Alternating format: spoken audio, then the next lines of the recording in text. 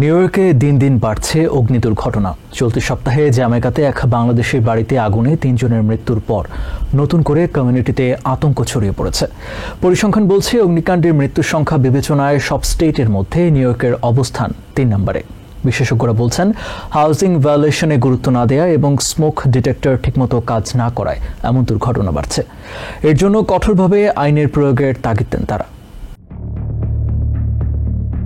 গত রবিবার ভোরের আলো ফোটার আগেই জ্যামাইকার চেভি চেজ স্ট্রিটের এই বাড়ির আগুনের লেলিহান শিখায় ঘুম ভাঙে বাসিন্দাদের। সেই সাথে ফায়ার সার্ভিসের অ্যালার্মের সতর্কতায় আতঙ্কিত হয়ে পড়ে পুরো এলাকা।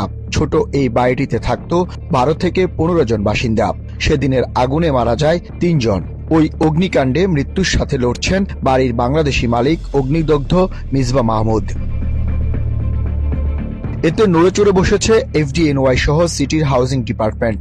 তদন্তে বের হয়ে আসে এই বাড়ির বিরুদ্ধে রয়েছে ভবন নির্মাণ আইন ভঙ্গের বেশ কয়েকটি অভিযোগ। ২০১০ সালে অবৈধভাবে নির্মাণ করা হয় বেসমেন্ট। পরে ২০১৬ সালে আবারও সিটির অনুমতি না নিয়ে নির্মাণ করা হয় নানা স্থাপনা। সেই সাথে দীর্ঘদিন অকেজ ছিল স্মোক ডিটেক্টর। নিউ ইয়র্ক সিটির এই বাড়ির বিরুদ্ধে রয়েছে বেশ কিছু ভায়োলেশন। বারবার মালিককে সেই ভায়োলেশনগুলো ঠিক করতে বলা হলেও তিনি গুরুত্ব দেননি, যার ফলে হারাতে হয়েছে তাজা ৩টি প্রাণ। সে সঙ্গে প্রশ্ন উঠেছে, কেন বাড়ির মালিক ভায়োলেশনের গুরুত্ব দিচ্ছে না, আর সেক্ষেত্রে আইন কি বলে। New York city department of building এর যে কোড অনুযায়ী প্রত্যেক বাড়ির স্মোক অ্যালার্ম, তারপরে কার্বন মনোক্সাইড ডিটেক্টর এটা ম্যান্ডেটরি। একটা বাড়ি অনেক জায়গায় বিল্ডিং এ গিয়ে আপনি সারপ্রাইজ হবেন, বিল্ডিং ফলিং এপার্ট, বিল্ডিং এর ল্যান্ডলর্ডরা ক্লিন করতেছে না। সো ল হচ্ছে, যদি বিল্ডিং এর ভিতরে যদি কেউ আঘাতপ্রাপ্ত হয় অগ্নির কারণে, কোনো নাগরিক, কোনো সিটিজেন বা কোনো গেস্ট, landlord insurance বা landlord have to pay for it.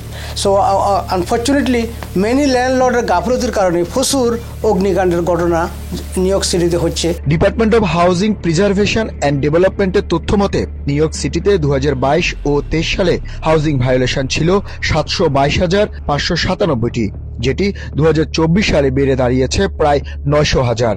গেল বছর প্রায় ২৪% ভায়োলেশন বেড়ে যাওয়া বাড়িগুলোর বেশিরভাগই সংস্কার করেনি। ফলে আগুনে পুড়ে সে বছর মারা গেছে ১১৬ জন বাসিন্দা।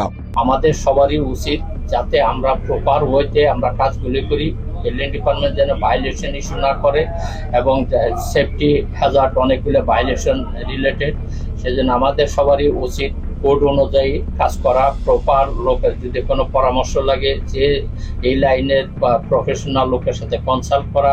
ঘন ঘন আগুন লাগা সম্পর্কে সচেতনতা তৈরিতে এরই মধ্যে ২০২৫ সালকে ফায়ার প্রিভেনশন ইয়ার ঘোষণা করেছেন মেয়র এরিক অ্যাডামস। তবে আগুন থেকে বাঁচতে বিদ্যুৎ সহ দাহ্য পদার্থ ব্যবহারে বাড়ির মালিকদের পাশাপাশি ভাড়াটিয়াদেরও কাঠের তৈরি বাড়িগুলোতে সতর্ক থাকার পরামর্শ দিচ্ছেন বিশেষজ্ঞরা।